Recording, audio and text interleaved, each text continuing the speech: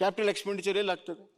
Capital expenditure ಈ ರಾಜ್ಯದ ಆದಾಯವನ್ನು ಹೆಚ್ಚಿಸುವಂಥ, ಅಸೆಟ್ ಕ್ರಿಯೇಷನ್ ಮಾಡುವಂಥ ಮತ್ತು ಎಕಾನಮಿಗೆ ಸಸ್ಟೈನಬಲ್ ಎಕಾನಮಿ ಮಾಡೋ ಸಲುವಾಗಿ ಇರುವಂಥದ್ದು. ಅದಕ್ಕೆ ಇವತ್ತು ಹಣಕಾಸಿನ ಶಿಸ್ತು ಹಾದಿ ತಪ್ತಾ ಇದೆ. ಇವತ್ತು ಡೆಫಿಸಿಟ್ ಆದರೂ ಚಿಂತಿಲ್ಲ ಅನ್ನುವಂಥ ಮಾತೇನಿದೆ, ಇದು ಮುಂದಿನ ದಿನಗಳಲ್ಲಿ ನಿಮಗೆ ಈಗ 7th ಪೇ ಕಮಿಷನ್ ಬರ್ತಾ ಇದೆ. ಅದಕ್ಕೆ ತಾವೇ ಹೇಳ್ಕೊಂಡಿದ್ದೀರಿ 20,000 ಕೋಟಿ ಬೇಕು ನಮಗೆ ಅಂತ, ಅಡಿಷನಲ್ 20,000 ಕೋಟಿ ಬೇಕು. ಅದನ್ನ ಎಲ್ಲೂ ಕೂಡ ಬಜೆಟಲ್ಲಿ ಪ್ರಾವಿಷನ್ ಮಾಡಿದ್ದೀರಾ? ಮಾಡಿಲ್ಲ. ನಿಮ್ಮ ಬಜೆಟಲ್ಲಿ 7th ಪೇ ಕಮಿಷನ್ಗೆ ಏನಾದರೂ ದುಡ್ಡು ಇಟ್ಟಿದ್ದೀರಾ? ಎಲ್ಲಾದರೂ ಇಟ್ಟಿದ್ದೀರಾ? ಎಲ್ಲೂ ಇಟ್ಟಿಲ್ಲ. ಆದರೆ ನೀವು ಕೊಡಲೇಬೇಕು ಸ್ಯಾಲ್ರಿ, ಪ್ರಾವಿಷನ್ನೇ ಮಾಡಿಲ್ಲ.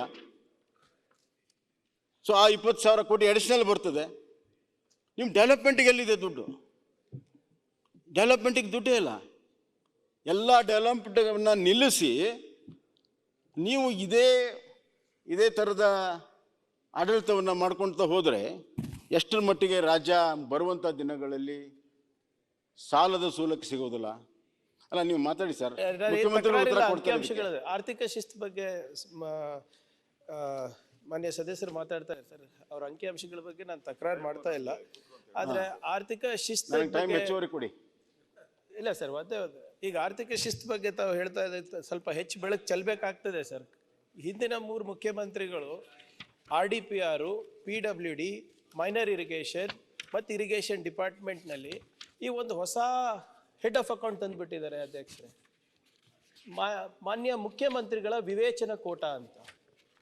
ಆ ವಿವೇಚನ ಕೋಟ ಯಾವ ಇದರಲ್ಲಿ ಬಂತು, ಹೇಗೆ ಬಂತು ಅಂತ ಗೊತ್ತಿಲ್ಲ. ಉದಾಹರಣೆ, ನನ್ನ ಇಲಾಖೆನಲ್ಲೇ ಬರೀ ಪೆಂಡಿಂಗ್ ಬಿಲ್ಸ್ ತಮ್ಗೆ ಗೊತ್ತಿದೆ ಸರ್, ಒಂದು 7-8 ಸಾವಿರ ಕೋಟಿ ರೂಪಾಯಿ ಇದೆ ನಮ್ಮ ಹತ್ರ. ಹೇಗೆ ಬಂತು ಅಧ್ಯಕ್ಷರೇ ಇದು? ಏನಿದು CM ವಿವೇಚನ ಕೋಟ ಅಂತ ಪ್ರಾರಂಭ ಆಗಿದ್ದು ಕಳೆದ 3 ಮುಖ್ಯಮಂತ್ರಿಗಳ ಅವಧಿನಲ್ಲಿ. ಕರ್ನಾಟಕ ರೂರಲ್ ಇನ್ಫ್ರಾಸ್ಟ್ರಕ್ಚರ್ ಡೆವಲಪ್ಮೆಂಟ್ ಇದರಲ್ಲಿ ಕಾರ್ಪೊರೇಷನ್ 1,000 ಕೋಟಿ ರೂಪಾಯಿ FDಯನ್ನು ಒಡೆದ್ಬಿಟ್ಟು ನೀವು ಹಂಚಿದ್ದೀರಾ. ಆರ್ಥಿಕ ಶಿಸ್ತು ಅಂದ್ರೆ ಹೇಗೆ sir? My only request sir, ಅಲ್ಲ ಈಗ ನೀವು ಆರ್ಥಿಕ ನಾನು ಕೇಳ್ತಾ ಇರೋದು, ಮುಖ್ಯಮಂತ್ರಿ ವಿವೇಚನ ಕೋಟದಲ್ಲಿ ಎಷ್ಟೆಷ್ಟು ಯಾವ್ಯಾವ ಇಲಾಖೆಯಲ್ಲಿ ಖರ್ಚು ಮಾಡಿದ್ದೀರಾ ತಾವು ಹಿಂದಿನ ಮುಖ್ಯಮಂತ್ರಿಗಳು, ಅದನ್ನು ಹೇಳಿ. ಆರ್ಥಿಕ ಶಿಸ್ತು ಅಲ್ಲಿಂದ ಹದಗೆಟ್ಟಿತು, ಅದನ್ನು ಹೇಳಿ ಅಂತ. ಅಂಕಿಅಂಶಗಳು ನಿಮ್ದು ಪರ್ಫೆಕ್ಟ್ ಇದೆ, ಇಟ್ ಇಸ್ ಪ್ರಿಂಟೆಡ್ ಡಾಕ್ಯುಮೆಂಟ್. ಅಲ್ಲ, ನಾನು ಹೇಳ್ತೀನಿ, ಈಗ ಹೇಳ್ತೀನಿ ಬಿಡಿ, ಕೂತ್ಕೊಳ್ಳಿ ಹೇಳ್ತೀನಿ. PWD ನಲ್ಲಿ ಹೇಗಷ್ಟಾಯ್ತು, RDPR ನಲ್ಲಿ ಹೇಗಷ್ಟಾಯ್ತು ಅದನ್ನು ಹೇಳ್ಬೇಕಲ್ಲ. ಮೈನರ್ ಇರಿಗೇಷನ್ ನಲ್ಲಿ ಹೇಗಷ್ಟಾಯ್ತು? ಇರಿಗೇಷನ್ 1,20,000 ಕೋಟಿ ಸರ್, 2 ಲಕ್ಷ ಹೇಳ್ತೀನಿ, ಅದನ್ನು ಹೇಳ್ತೀನಿ, ಅದಕ್ಕೆ ಬರ್ತೀನಿ. ವಿವೇಚನ ಮುಖ್ಯಮಂತ್ರಿ ವಿವೇಚನ ಏನ್ ಹೇಳ್ಬಿಡಿ sir, that also will be there, because ಅದೇ ಪ್ರಮುಖ ಕಾರಣ ಆರ್ಥಿಕ ಶಿಸ್ತು ಹದಗೆಡ್ಲಿಕ್ಕೆ. ಇಲ್ಲ ಅದೇನಿಲ್ಲ, ಹಂಗೇನಿಲ್ಲ. ಮಾನ್ಯ ಸಭಾಧ್ಯಕ್ಷರೇ, ಎಲ್ಲಾ ಕಾಲದಲ್ಲೂ ಕೂಡ ಮುಖ್ಯಮಂತ್ರಿಗಳ ವಿವೇಚನೆ ಇದೆ. ಹೇಳ್ತೇನೆ ಕೇಳಿ. ಆರ್ಥಿಕ ಇಲಾಖೆಯ ಅನುಮತಿ ಪಡೆದೇ ಪ್ರೋಗ್ರಾಮ್ಗಳು ಸ್ಯಾಂಕ್ಷನ್ ಆಗೋದು.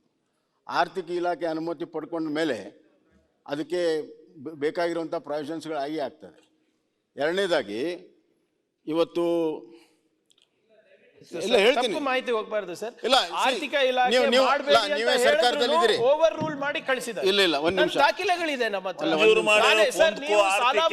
ಸಮ್ಮತಿ ಇಲ್ಲ, ಬಡ್ಡಿ ನಾನ್ ಕಟ್ತಾ ಇದ್ದೀನಿ RDPR ನಲ್ಲಿ. Misunderstand me. ಈಗ ಇದ್ರ ಬಗ್ಗೆ ಹೇಳ್ತಾ ಇದ್ದೀರಲ್ಲ, ಆರ್ಥಿಕ ಶಿಸ್ತು ಬಗ್ಗೆ, ಅದು ನಮ್ಮಿಂದ ಹಾಳಾಗಿಲ್ಲ ಸರ್. ಅನುಮತಿ ಇಲ್ಲ. ಕೂತ್ಕೊಂಡ್ರೆ ಹೇಳ್ತೀನಿ. ಮಾನ್ಯ ಸಭಾಧ್ಯಕ್ಷರೇ, 19% ಆಫ್ ದ ಆದಾಯ ಇವತ್ತು ಸಾಲದ ಬಡ್ಡಿಗೆ ಮತ್ತು ಸಾಲಕ್ಕೆ ಹೋಗ್ತಾ ಇದೆ. ಯಾಕಂತಂದರೆ, ಈಗ ಉದಾಹರಣೆಗೆ 2023ರಲ್ಲಿ ನಾವು ಸಾಲ ತೀರಿಸಿದ್ವಿ. ಯಾರು ಸಾಲ? 2013ರಲ್ಲಿ ಸಿದ್ದರಾಮಯ್ಯ ತೆಗೆದುಕೊಂಡಿರುವಂಥ ಸಾಲ, ವರ್ಲ್ಡ್ ಬ್ಯಾಂಕು ಮತ್ತು ಇದರ ಸಾಲಗಳನ್ನು 10 ವರ್ಷ ಮಾನಿಟರಿಂಗ್ ಪೀರಿಯಡ್ ಇತ್ತು, ಬರೀ ಇಂಟ್ರೆಸ್ಟ್ ಇತ್ತು. ಅಸಲು ಒಂದೇ ಸತಿ ಕಟ್ಟಬೇಕು 11ನೇ ವರ್ಷ. ಅದು ನಮ್ಮ ಪಾಲಿಗೆ ಬಂತು, ನಾವು ಕಟ್ಟಿದ್ದೇವೆ. ಅಲ್ಲ, ಒಂದು ನಿಮಿಷ ಕೇಳಿ. ಅಲ್ಲ, ಒಂದ್ ನಿಮಿಷ. ವರ್ಲ್ಡ್ ಬ್ಯಾಂಕ್ ಸಾಲ ಈ ಮುಖ್ಯಮಂತ್ರಿ ವಿವೇಚನಾ ಕೋಟ ಎಲ್ಲಿಂದ ಪ್ರಾರಂಭ ಆಯಿತು, ಹೇಗೆ ಪ್ರಾರಂಭ ಆಯಿತು, ಎಷ್ಟು ಲಕ್ಷ ಕೋಟಿ ಅಂತ ಹೇಳಿ ಅಷ್ಟೇ ಕೇಳ್ತಾರೆ. ನಾವು ಮಾಡಿರ್ತೀವಿ, ನೀವು ಕಟ್ಟಬೇಕು ಸರ್ಕಾರದಿಂದ. ಮುಖ್ಯಮಂತ್ರಿಗಳ ವಿವೇಚನೆ ಬಂತು, ಅವಾಗಿಂದ ಕೋಟ ಬಂದಿದೆ. ಬರೇ ಲಾಸ್ಟ್ 3 ಟರ್ಮ್ ಆಯ್ತು. ಬೊಮ್ಮಾಯಿ ಅವರಿಗೆ ಸರಾಗವಾಗಿ ಮಾತನಾಡ್ಲಿಕ್ಕೆ ಕೊಡಿ. ಆಮೇಲೆ ಅವ್ರು ಮಾತಾಡಿ ಕೂತ್ರ ಮೇಲೆ ಅವರು ಕ್ಲಾರಿಫಿಕೇಶನ್ ಕೇಳ್ತಾರೋ ಅಥವಾ ಇನ್ನೇನಾರು ಅಬ್ಜೆಕ್ಷನ್ ಮಾಡ್ಲಿ, ಅವರಿಗೆ ಅಲ್ಲ, ಸ್ವಾತಂತ್ರ್ಯ ನಾವೇ ಇದೆ. ಸರ್ಕಾರದಲ್ಲಿ ಇದ್ದೀರಿ. ಮಾತಾಡ್ಲಿಕ್ಕೆ ಬಿಡದೆ ಇದ್ರೆ ಜ್ಞಾನಧರಣ ನಿನ್ನೆ ಸಿಎಂ ಮಾತಾಡ್ಬೇಕಾದ್ರೆ ಎಷ್ಟು ಅಬ್ಜೆಕ್ಷನ್ ಮಾಡಿದ್ರಿ ಸರ್, ಎಷ್ಟು ಸರಿ ಮಾನ್ಯ ಕೂರಿಸಿದ್ರಿ ಸಿಎಂ ಮಾತಾಡ್ಬೇಕಾದ್ರೆ ಎಷ್ಟು ಸರಿ? ಸಭಾಧ್ಯಕ್ಷರೇ, ಅದೇ, ಹಂಗೆ ತಾನೇ. ನ್ಯೂಸ್ ಫಸ್ಟ್ ನಿರ್ಭೀತಿಯಿಂದ ನಿಮ್ಮ ಪರವಾಗಿ.